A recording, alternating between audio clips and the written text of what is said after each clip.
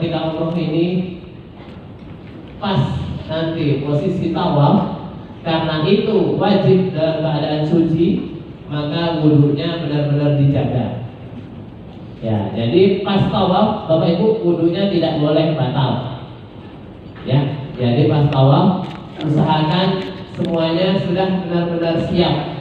Dalam artian tidak boleh ada yang kebelet lah, ada yang pengen ke toilet dan segala macam, itu sudah tidak boleh lagi. Karena pas tawaf itu posisinya harus suci semuanya. Ya, tidak boleh batal. Kalau batal semuanya, yang batal itu harus mengambil wudhu kembali. Nah, nanti ada banyak cara gimana mensiasati itu semua, ya. Nah, nanti umroh, terus hari ke-6 istirahat, hari ke-7 umroh kedua. Ingat, umroh kedua ini sifatnya lebih sunnah. Ya, kalau umroh pertama ini sifatnya boleh dikatakan wajib, apalagi bagi yang baru pertama kali umroh. Ini wajib ya, umroh pertama. Kalau umroh kedua ini sunnah. Dalam artian nanti kalau Bapak Ibu merasa sudah tidak kuat atau gergesi atau tidak enak badan, nanti boleh tidak ikut umroh kedua. Begitu nih. Tapi kalau umroh pertama ini semuanya wajib ikut. Ya, apalagi yang belum pernah umroh sama sekali, itu harus ikut di umroh pertama. Ya, umroh wajib bahasanya. Ya. Jadi yang pertama ini umroh wajib, yang kedua ini adalah umroh sunnah. Nah, umroh sunnah ini boleh Bapak Ibu gunakan untuk diri sendiri, atau yang kedua boleh Bapak Ibu gunakan untuk membadalkan umroh orang lain. Ya, terutama keluarga-keluarga kita. Ingat, orang yang boleh dibadalkan itu pertama syaratnya apa? Sudah tahu? Yang pertama syaratnya sudah meninggal dunia. Ya, jadi jangan coba-coba membadalkan keluarga kita yang belum meninggal. Kalau kita badalkan berarti gratis. Berarti apa? Ya, secara tidak langsung kita mendoakan beliau semoga itu ya. Jadi jangan coba-coba membadalkan yang belum meninggal. Ya, karena syarat pertama itu orangnya sudah harus meninggal terlebih dahulu, baru boleh kita badalkan umrohnya. Atau syarat yang kedua, orangnya ini benar-benar tidak mampu lagi ke Mekah atau ke Madinah. Dalam artian posisinya sudah sangat sakit keras atau sudah sangat tua sehingga tidak memungkinkan lagi beliau untuk menuju ke sana. Nah, itu baru boleh dibadalkan.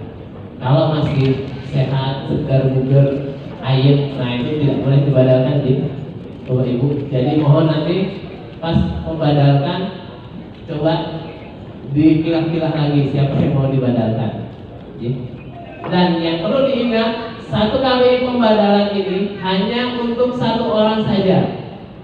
Ya, jadi tidak boleh Bapak Ibu nanti saya berniat membadalkan umroh almarhum ibu dan bapak saya. Nah, itu tidak diperbolehkan. Ya.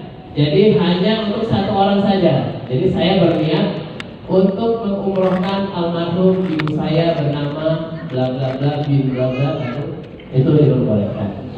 Ya, karena satu prosesi umroh hanya untuk membadalkan satu orang, tidak boleh lebih dari satu orang. Begitu ya, Bapak Ibu. Jelas ya untuk masalah pembadalan ini. Jadi nanti boleh dilakukan pembadalan asalkan hanya untuk satu orang saja, tidak boleh lebih dari satu. Nanti kalau mau membadalkan yang kedua, jenengan harus ke tempat niat lagi, baru boleh membadalkan yang kedua. Begitu rule-nya atau aturannya. Ya. Kalau di Mekah nanti ada beberapa tempat, ya. Salah satunya di Masjid Jironah ini. Ya, Jironah ini adalah salah satu tempat berniat di kota Mekah. Atau nanti bisa ke Masjid Aisyah. Masjid Aisyah itu juga lebih dekat dari Masjidil Haram. Lebih dekat Masjid Aisyah. Ya, nanti kalau naik taksi, biasanya kalau Bapak Ibu naik taksi ke sini itu sekitar 10 rial harganya. Nah, 10 rial nanti bisa berniat di sana, baru kembali lagi ke Masjidil Haram untuk melakukan ibadah umroh. Begitu nih, Bapak Ibu. Jadi saya tekankan saya lagi, untuk pembadalan tidak boleh dibadalkan untuk keluarga kita yang masih sehat. Ya, syaratnya sudah harus meninggal atau sakit keras yang benar-benar tidak memungkinkan beliau berangkat ke sana. Lalu untuk pembadalan, satu kali badal hanya boleh untuk satu nama. Oke, tidak boleh untuk dua nama atau dua orang. Jadi khusus satu nama saja. Nah, nanti setelah umroh kedua kita akan melakukan tawaf wada. Tawaf wada ini adalah tawaf perpisahan, betul ya. Tawaf wada ini tawaf perpisahan. Ingat, sifatnya juga sunnah, tidak wajib diikuti.